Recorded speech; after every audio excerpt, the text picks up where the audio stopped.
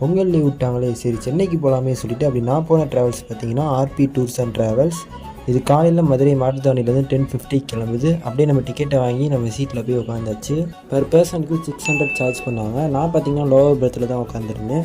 Bus பார்த்தீங்கன்னா வேறு லெவலில் இருந்துச்சு. அட்ஜஸ்டபிள் ஏசி, அப்புறம் ரீடிங் லைட்ஸ் எல்லாமே பர்ஃபெக்டாக இருந்துச்சு. அட்ஜஸ்டபிள் ஏசி பார்த்திங்கன்னா 2 பேத்துக்குமே தனித்தனியாக கொடுத்துருந்தாங்க. அப்புறம் பெட்ஷீட் எல்லாமே நீட்டாகவே இருந்துச்சு. அப்புறம் ஒவ்வொரு ஆளுக்கும் பில்லோ வேறு ப்ரொவைட் பண்ணியிருந்தாங்க. அதுவுமே நல்லா நீட்டாக இருந்துச்சு. சார்ஜிங் பாயிண்ட் பார்த்திங்கன்னா யூஎஸ்பி டைப்பும் இருந்துச்சு, அடாப்டர் டைப்பும் இருந்துச்சு, அண்ட் மொபைல் ஹோல்டரும் பக்காவாக இருந்துச்சு. சார்ஜிங் பாயிண்ட்டுமே செப்பரேட்டாக கொடுத்துருந்தாங்க. பஸ்ஸோட இன்டீரியர் தான் லைட்லாம் போட்டு வேறு லெவலில் இருந்துச்சு பஸ்ஸு. க்ரௌடு வந்து நார்மலாக தான் இருந்துச்சு. ஸ்பீடு பார்த்திங்கன்னா சூப்பராகவே போனாங்க. மதியம் 3:30க்கு தான் ரெஸ்ட் ஸ்டாப் விட்டாங்க. அது எங்கேன்னு பார்த்தீங்கன்னா உளுந்தூர்பேட்டை கிட்ட. எனக்கு தெரிஞ்ச இந்த ஒரு ரெஸ்ட் ஸ்டாப் தான் நிப்பாட்டுவாங்கன்னு நினைக்கிறேன். அது எங்கே பார்த்தீங்கன்னா Sri Balaji Bhavan hotel. Rest room பார்த்தீங்கன்னா நீட்டாகவே இருந்துச்சு. பஸ்ஸோட கம்ஃபர்டபுளும் சரி, ஸ்பீடுமே சரி, ரெண்டுமே பர்ஃபெக்டாக இருந்துச்சு. ஸ்லிப்பர்ஸை நம்ம பெட்டுக்கு அடியில் கழட்டி வச்சுருங்க.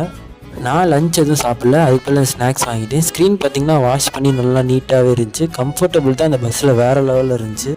ஈவினிங் 6 o'clock பார்த்தீங்கன்னா நம்ம செங்கல்பட்டு ரீச் பண்ணோம். டிராஃபிக் கொஞ்சம் நிறையாவே இருந்துச்சு. ஈவினிங் 6:30க்கு ஷார்ப்பாக நம்ம கிளம்பாக்கம் பஸ் ஸ்டாண்ட் ஆப்போசிட்டில் இறங்கினாங்க. இந்த பஸ் பார்த்திங்கன்னா கிளம்பாக்கம் பஸ் ஸ்டாண்டுக்குள்ளே போகாது. அதனால் கிளம்பாக்கம் வரவங்க வந்து ஆப்போசிட்டில் எங்கேயே பார்த்து இறங்கிக்கோங்க. நீங்கள் யாரும் இந்த பஸ்ஸில் போயிருந்தீங்கன்னா கமெண்ட் பண்ணுங்கள். அதோட நம்ம சேனலை சப்போர்ட் பண்ணுங்கள்.